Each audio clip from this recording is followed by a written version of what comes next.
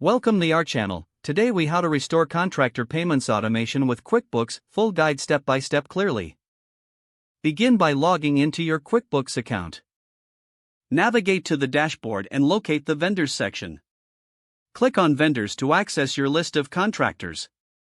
Select the contractor for whom you want to restore payment automation. In the contractor profile, check the existing payment terms. If needed, update the payment terms to reflect your current agreement. Next, locate the Recurring Transactions feature.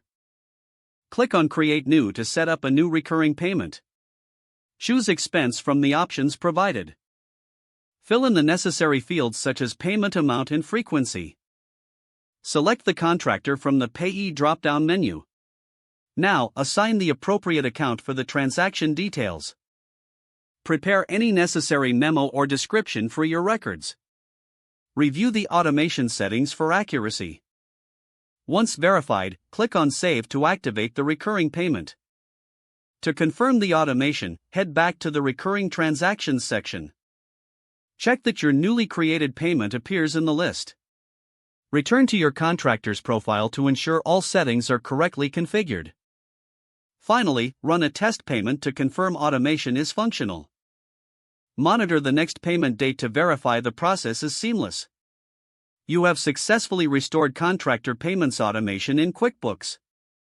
If the page does not load, refresh the browser or try again in a private or incognito window.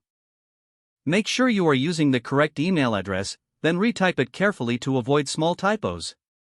If your password is not accepted, use the reset option and create a new strong password you can remember.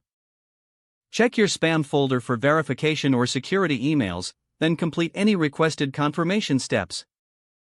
Enable two-factor authentication if available to improve account security and reduce unauthorized access risk.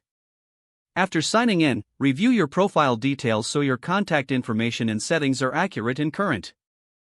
If you see an error message, note it down and try again after restarting your device and internet connection. Don't forget to like this video and subscribe to our channel for more step-by-step tech guides.